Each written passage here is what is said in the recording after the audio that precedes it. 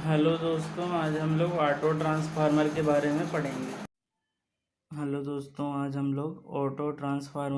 में पढ़ेंगे। जैसा कि आप लोग देख रहे हैं कि ये ऑटो ट्रांसफार्मर का ये डायग्राम बना हुआ है। तो इसमें क्या होता है कि जो ऑटो ट्रांसफार्मर जो होता है ना, उसमें एक ही वाइंडिंग होती है, प्राइमरी वाइंडिंग। ये प्राइमरी वाइंडिंग हमारी, और इसी में से टेपिंग करके हमें अलग अलग वोल्टेज के लिए टेपिंग करके उसमें से वायर निकाली जाती है, और वो वही क्या सेकेंडरी का काम करती है, मतलब सेकेंडरी वाइंडिंग का भी काम करती है। फिर एक ही मतलब वाइंडिंग के अंदर हमने टेपिंग करके निकाल रखी है, और वो सेकेंडरी का भी काम करेगी। फिर जैसे ये देख लीजिए, 190 के लिए यहाँ से टेपिंग करके मैंने निकाला, वाइंडिंग ये एक ही है पूरी, यहाँ से यहाँ तक। तो यहाँ से मैंने एक वायर निकाल लिया बाहर की तरफ। 210 वोल्टेज के लिए यहाँ से निकाल दिया है, 230 के लिए यहाँ से, और 250 अगर वोल्टेज चाहिए तो यहाँ से एक वायर निकाल दी मैंने। तो ये अलग अलग ये वायर निकाली गई है। तो इसमें जैसे हमने पढ़ा था कि स्टेप अप और स्टेप डाउन, तो इसमें क्या है कि अगर सेकेंडरी वाइंडिंग कम है, जैसे यहाँ पे क्या है, सेकेंडरी वाइंडिंग कम है तो कम वोल्टेज मिल रहा है हमें।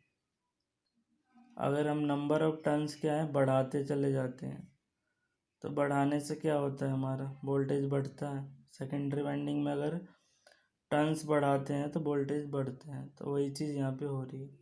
कम करेंगे तो वोल्टेज कम होगा, बढ़ाएंगे तो बढ़ेगा। तो पूरी एक ही वाइंडिंग है, उसमें से सेकेंडरी भी बना रखी है हमने। तो इसमें एक ही वाइंडिंग होती है जो प्राइमरी और सेकेंडरी दोनों का काम करेगी।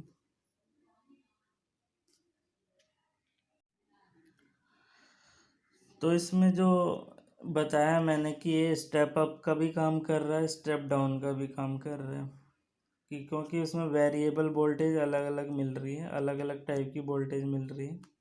तो स्टेप अप का भी काम कर रहा है। स्टेप अप बताया था मैंने कि वोल्टेज को बढ़ाने के लिए यूज किया जाता है, स्टेप डाउन वोल्टेज को घटाने के लिए यूज किया जाता है। इसमें जो सेकेंडरी वाइंडिंग की जो मैंने बताया कि वोल्टेज हो नंबर ऑफ टर्न्स पे डिपेंड कर रही है। बाकी इसके एडवांटेज और डिसएडवांटेज हम देख लेते हैं और यूजेस क्या हैं। तो ये एडवांटेज है ये इसका कि इसमें क्या होता है, कॉपर का जो लॉस है वो कम होता है, मतलब कॉपर की सेविंग अच्छी होती है, जो कॉपर की जो वाइंडिंग है। फिर एफिशिएंसी हाई रहती है इसकी। वेरिएबल वोल्टेज के भी हमने बात की कि अलग अलग वोल्टेज हमें मिलती है, ये इसका एडवांटेज है। डिसएडवांटेज में ये क्या है कि ये जो दोनों वाइंडिंग है प्राइमरी और सेकेंडरी, इसमें मैंने बताया कि एक ही वाइंडिंग होती है, वो इंटरलिंक है ये, क्योंकि एक ही वाइंडिंग है तो लिंक होगी।